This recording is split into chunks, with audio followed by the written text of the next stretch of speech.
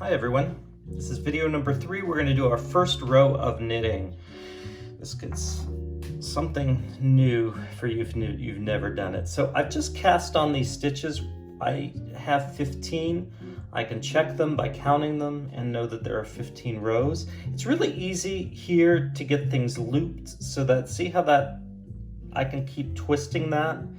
Yeah, most of the time when you knit, and it's going to be easier once you start getting a scarf here, it will pull down and you'll know the weight of the scarf will actually keep it from unraveling there. Yeah, so what I do, I've done this and I've moved all of these stitches over. I now put this over in my left hand so that this is for the right-handed knitting. Now, always important, I see that the yarn I'm going to knit with is connected to the ball. Yeah, when I get to this other side, you're going to see that if I knit with this, I run out of yarn. Yeah, so I want to always knit with my supply, which is the ball side of the yarn. Okay, when we look at a loop, and let me actually come in a little closer here so you can see it. This is a little strange for me because the camera's right in front of me and what I'm doing. But in the loop, there are two parts to a loop. I think of this as this is the end of the needle. So I call this the back side of my loop. And then this other side here is the front side of the loop.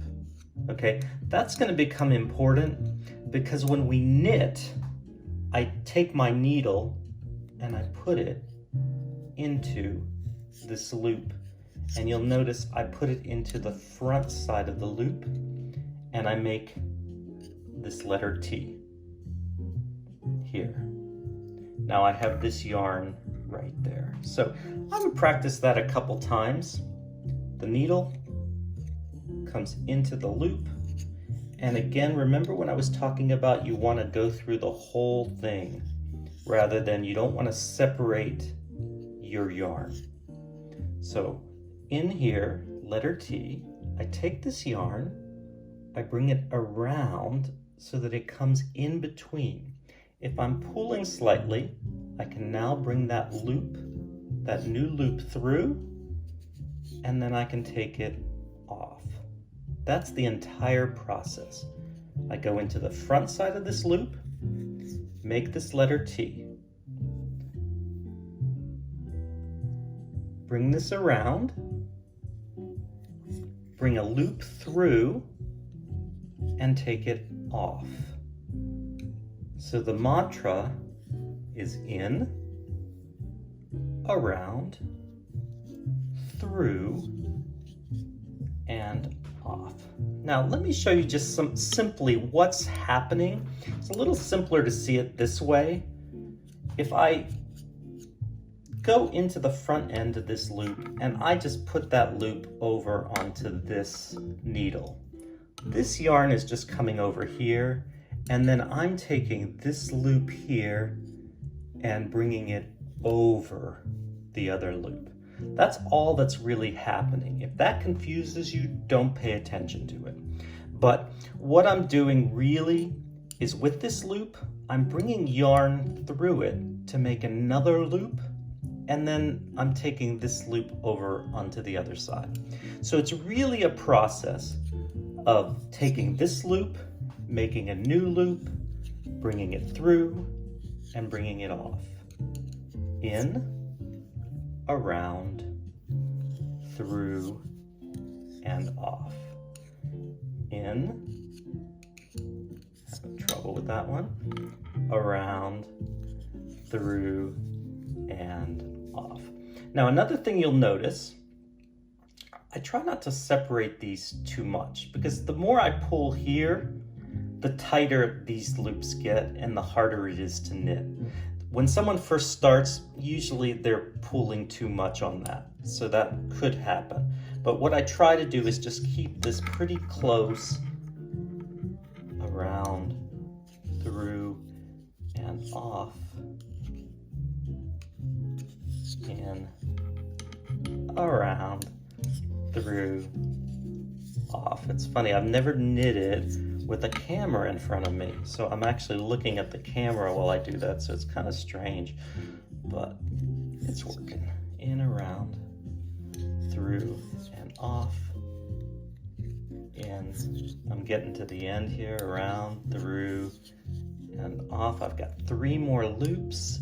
In, around, through, and off, and in, and around, and through, and off. Last one. In.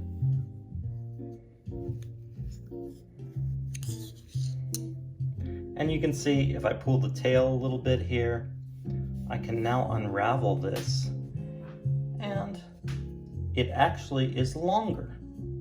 Now, when you right-handed knit, you'll see I just took it back. I took it from my right hand. Everything moved from this left needle to the right needle.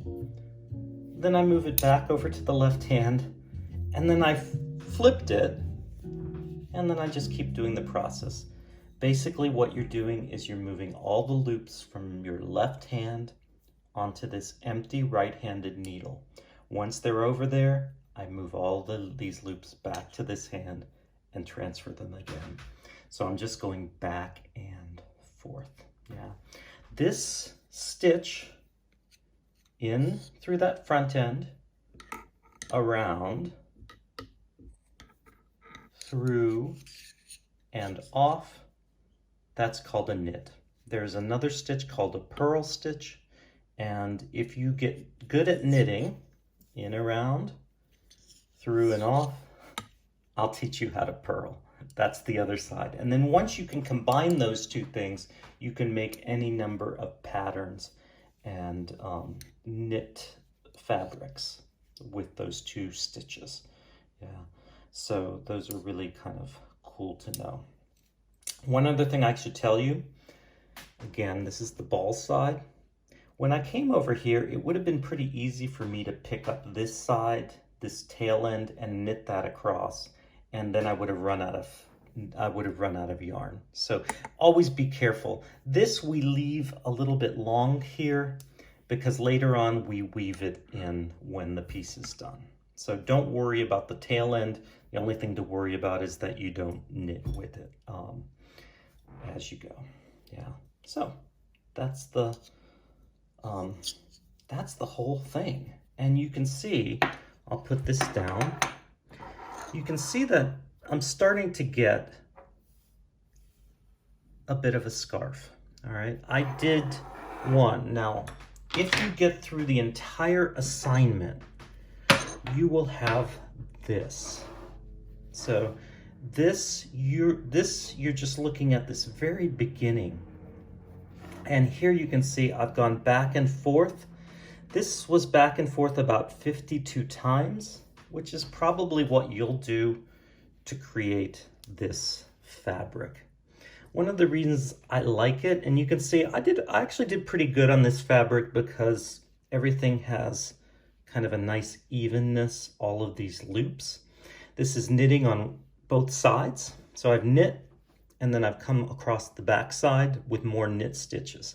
That creates what's called a garter stitch. So you can see that each of these, this little bit of ribbing that happens here that's also springy and rather thick and chunky, make a good scarf.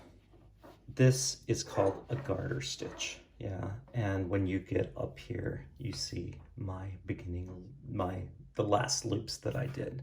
Now, this is a good point where I could decide to change colors, or I can just get more yarn and keep going with my knit. So 15 stitches across, and you can see that this is half a ball of yarn. To make a good scarf, I might need 6 of these size balls of yarn, so maybe 3 whole balls of yarn would make a good scarf, unless you want a super long scarf. All right, so hopefully that makes sense. The other thing I always tell people, don't be afraid to unravel it all and go back to the beginning and practice it all again, because practice makes perfect, and you don't have to be perfect with your knitting. So you can start and keep practicing, going back to casting on, and do 15 more stitches. Eventually you get kind of good at it and you get nice, easy loops. All right, cool.